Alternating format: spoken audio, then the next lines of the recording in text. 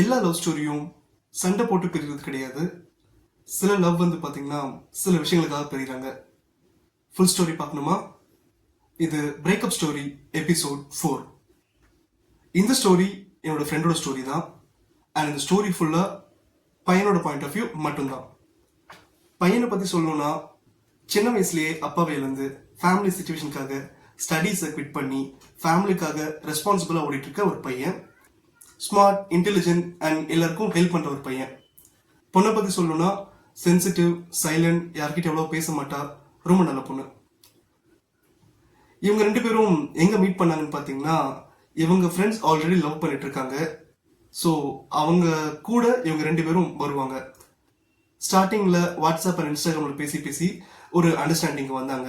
ஒரு கிறிஸ்மஸ் அன்னைக்கு மதியானம் நல்ல வெயிலில் ரெண்டு பேரும் நடந்து போயிட்டு இருக்காங்க. அப்போ அந்த பையன், எனக்கு ஒன்று பிடிச்சிருக்கு, ஐ வாண்ட் மேரி யூ அப்படின்னு சொல்லியிருக்கான். அந்த பொண்ணு அதை கொஞ்சம் கூட எதிர்பார்க்கல. என்ன டக்குன்னு ப்ரப்போஸ் பண்ணிட்டான் அப்படின்ற மாதிரி பார்த்துட்டு, நான் ஒன்று அப்படிலாம் பார்க்கல, நமக்குள்ளே இது வேணாம் அப்படின்னு சொல்லிட்டு அந்த லவ்வை ரிஜெக்ட் பண்ணியிருக்கா.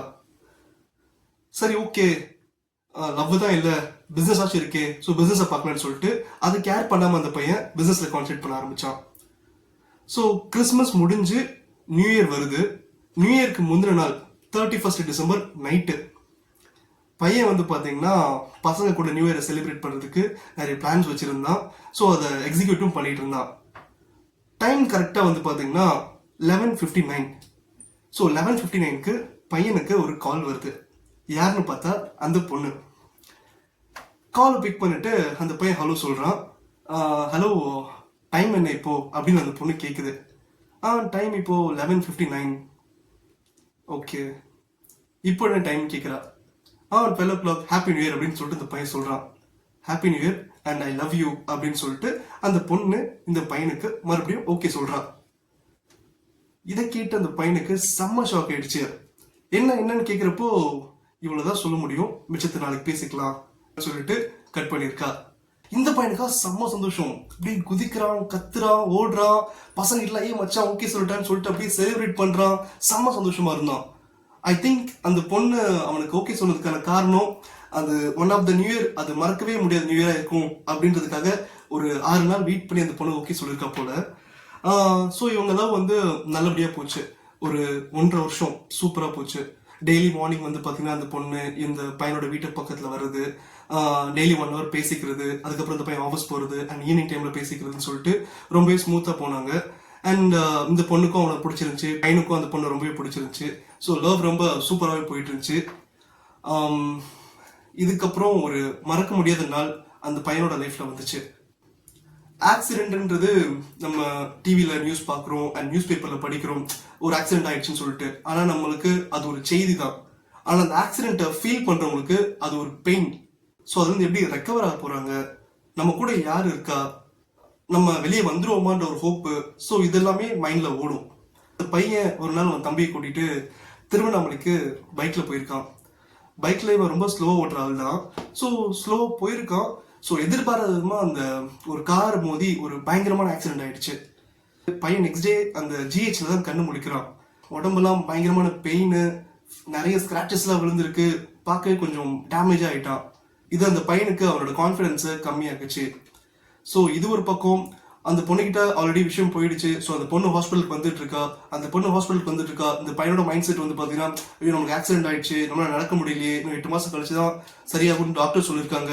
ஸோ அந்த பொண்ணு அதை எப்படி எடுத்துப்பா, அவன் நம்ம கூட இருப்பாளா மாட்டாளா, அவன் நம்மளை எப்படி பாப்பா, இப்படின்ற மாதிரி நிறைய பாயிண்ட் ஆஃப் வியூல திங்க் பண்ணியிருக்கான். அந்த பொண்ணும் ஹாஸ்பிட்டலுக்கு வந்திருக்கா. ஹாஸ்பிட்டலுக்கு வந்த அந்த பொண்ணு இவன் யோசிச்சு எந்த பாயிண்ட்டையும் அதை யோசிக்கவே இல்லை. ஸ்ட்ரெயிட்டா வரா, அழுவுறா, ரொம்ப ஃபீல் பண்றா, இந்த மாதிரி ஆயிடுச்சுன்னு சொல்லிட்டு. இந்த பையனுக்கா அந்த பெயின்லயும் ஒரு குதூகலம். அந்த பையன் ஹாஸ்பிட்டல் கொஞ்சம் கொஞ்சமா ரெக்கவர் ஆயிட்டு இருக்கான். ஸோ அதுக்கு இந்த பொண்ணு முடிஞ்ச டைம்லாம் ஹாஸ்பிட்டல் இவனை பார்த்துக்குது. ஸோ இதனால பையனோட அம்மாவுக்கும் அந்த பொண்ணு ரொம்பவே பிடிச்சி போயிடுது. ஸோ எல்லாமே நல்லாவே போயிட்டு இருந்துச்சு. ஸோ ஃபைனலாக அந்த பையன் ஹாஸ்பிட்டல் டிஸ்சார்ஜ் ஆகிட்டு வீட்டுக்கு வந்துட்டான். அண்ட் அவனோட பிசினஸையும் ஸ்டார்ட் பண்ண ஆரம்பிச்சிட்டான். அந்த பிசினஸும் நல்லா போயிட்டு இருக்கு. ஸோ இந்த பொண்ணும் அவன் கூட இருக்கா, அவனை நம்பினா. அதுக்கேற்ற மாதிரி அந்த பையனும் பிசினஸ்ல நல்லாவே டெவலப் ஆயிட்டு இருந்தான். ஸோ டைம் ரெண்டு பேருக்கும் ரொம்பவே நல்லா போயிட்டு இருந்துச்சு. அப்போதான் அந்த நாளும் வந்துச்சு. பொண்ணோட வீட்டுக்கு இந்த விஷயம் தெரிய வருது. இதை கேட்ட பொண்ணோட அப்பா வந்து பொண்ணை பையனை கூட்டிட்டு வாமா நான் பேசணும் அப்படின்னு இருக்காரு. அந்த பொண்ணு கொஞ்சம் பயந்துட்டு இது மாதிரி அப்பா உங்ககிட்ட பேசணும்னு ஆசைப்படுறாரு, நீ கொஞ்சம் வீட்டுக்கு வந்து பேசு அப்படின்னு சொல்லியிருக்கா. ஓகே நான் வரேன்னு சொல்லிட்டு அந்த பையன் அவன் ஃப்ரெண்டை கூட்டிட்டு பொண்ணோட வீட்டுக்கு போறான். பொண்ணோட வீட்டுக்கு போயிட்டு அவங்க அப்பா கிட்ட பேசுறான், நான் பிசினஸ் பண்ணிட்டு இருக்கேன், இவ்வளவு ரெவன்யூ வந்துட்டு இருக்கு, ஸோ உங்க பொண்ணை பார்த்துக்கூட எனக்கு கெப்பாசிட்டி இருக்கு, ஸோ எல்லாமே ப்ராப்ளம் கரெக்டா நடக்கும், ஸோ சப்போர்ட் பண்ணுங்க அப்படின்ற மாதிரி அந்த பையன் பொண்ணோட அப்பா கிட்ட கேட்டிருக்கான். ஸோ பொண்ணோட அப்பா இதெல்லாம் யோசிச்சு பார்த்துட்டு பரவாயில்ல பையன் ரொம்ப நல்ல பையனா தான் இருக்கான், சரிப்பா நாளைக்கு உன்னோட அம்மா அப்பா கூட்டிட்டு வா ஃபர்தரா பேசலாம் அப்படின்ற மாதிரி சொல்லி அந்த பையனை அனுப்பியிருக்காரு. ஸோ பையனா செம்ம சந்தோஷம், பரவாயில்லப்பா ரொம்ப ஈஸியா முடிஞ்சிச்சு, நான் கூட பெரிய விஷயமா இருக்கும்னு நினைச்சேன் அப்படின்ற மாதிரி திங்க் பண்ணிட்டு சந்தோஷமா வெளியே போறான் வீட்டை விட்டு. ஸோ வீட்டை விட்டு வெளியே வந்து ஒரு 3 ஹவர்ஸ்க்கு அப்புறம் அந்த பையன் அந்த பொண்ணுக்கு கால் பண்றான். அப்படி கால் பண்றப்போ அந்த பொண்ணு ஃபோன் ரிங்கே ஆகல, சுவிட்ச் ஆஃபா இருந்திருக்கு. சரி ஓகே சார்ஜ் இல்ல, இவ்வளவு சந்தோஷத்துல சார்ஜ் பண்ணாம விட்டுருப்பா போல அப்படின்னு இந்த பையனை கேஷ்ல விட்டான். ஸோ ஒரு 6 ஹவர்ஸ்க்கு அப்புறம் மறுபடியும் கால் பண்ணிருக்கான், சுவிட்ச் ஆஃபா வந்திருக்கு. ஸோ இது டவுட்டாவே இருந்திருக்கு போல. சரி இருந்தாலும் கொஞ்சம் அமைதியா இருப்போம்னு இருந்திருக்கான். நெக்ஸ்ட் டே வந்து பாத்தீங்கன்னா அந்த பொண்ணு வேற நம்பர்ல இருந்து கால் பண்றா. கால் பண்ணிட்டு நீங்க போனதுக்கு அப்புறம் என்ன நினைச்சு தெரியுமா அப்படின்னு சொல்றா. ஆக்சுவலா அந்த பையன் போனதுக்கு அப்புறம் அவங்க அப்பா நடு ஹாலுக்கு போயிட்டு ஃபேன்ல சாரி கட்டிட்டு தூக்க மாட்ட போறேன், நான் முக்கியமா அவன் முக்கியமா நீயே முடிவு பண்ணிக்கோ அப்படின்னு சொல்லிட்டு அந்த பொண்ணை ஒரு த்ரெட்னிங் பண்ணிருக்காங்க. அண்ட் அந்த பொண்ணும் பாவம் அதிகமா பேசுற ஆள்லாம் கிடையாது. ஸோ அப்பா அது மாதிரி சொல்றாரு என்ன பண்றது அப்படின்னு சொல்லிட்டு அந்த ஹார்ட் டிசிஷனை எடுத்திருக்கா. சரிப்பா அந்த பையன் எனக்கு வேணான்னு சொல்லியிருக்கா. இதுக்கப்புறம் அந்த பையன் அந்த பொண்ணை காண்டாக்ட் பண்ண நினைச்சிருக்கான். ஸோ ஃபோனை பிடிங்கிட்டாங்க, ஹவுஸ் அரெஸ்ட் பண்ணிட்டாங்க, அண்ட் காலேஜ்க்கும் அனுப்பல, வெறும் எக்ஸாம்ஸ்க்கு மட்டும் தான் அனுப்புனாங்க. அண்ட் எக்ஸாம்ஸ்க்கு கூட ஒரு ஆள் அனுப்புனாங்க. அதனால அந்த பையன் அந்த பொண்ணுகிட்ட கடைசி வரைக்கும் பேசவே முடியல. ஸோ அந்த பையன் முடிஞ்ச வரைக்கும் ட்ரை பண்ணி பார்த்தான். பட் அன்பார்ச்சுனேட்டா பையனால அந்த பொண்ணை கடைசி வரைக்கும் ரீச் பண்ணவே முடியல. ஸோ இவங்க பண்ண அந்த 2 வருஷம் லவ் அவங்க அப்பா பண்ண வேலையால முடிவுக்கு வந்துச்சு. பையன் என்னதான் லவ்ல தோத்தாலும் 2022ல best entrepreneur for interior designing அவார்டை வின் பண்ணான். இந்த பிரேக்கப் ஸ்டோரி பத்தி உங்க ஒப்பீனியன் என்னன்னு கமெண்ட்ல ஷேர் பண்ணுங்க. அண்ட் அவங்க அப்பா வந்து பாத்தீங்கன்னா அந்த பையன் கிட்ட எனக்கு இன்னும் டைம் வேணும், ஒரு 5 வருஷம் டைம் வேணும் அப்படின்னு கேட்டுக்கலாம். ஏன்னா உன்னை பத்தி தெரியாது, உன்னை பத்தி தெரிஞ்சுக்க டைம் வேணும், ஸோ 5 இயர்ஸ் கொஞ்சம் வெயிட் பண்ணுப்பா, அது வரைக்கும் என்ன பொண்ணு பார்க்காத அப்படின்னு சொல்லிட்டு ஒரு ஸ்மூத்தா சொல்லிருக்கலாம். இல்ல என் பொண்ணை கொடுக்க முடியாதுன்னு சொல்லிட்டு ஃபேஸ் டு ஃபேஸ் சொல்லிருக்கலாம். ஆனா பையன்கிட்ட நான் பொண்ணை தரேன், நாளைக்கு அப்பா அம்மாவை கூட்டிட்டு வான்னு சொல்லிட்டு இந்த மாதிரி நடந்துக்கிட்டது சரியா தப்பான்னு சொல்லிட்டு உங்க ஒப்பீனியனை ஷேர் பண்ணுங்க. இதே மாதிரி அடுத்த வீடியோவில் சந்திப்போம்.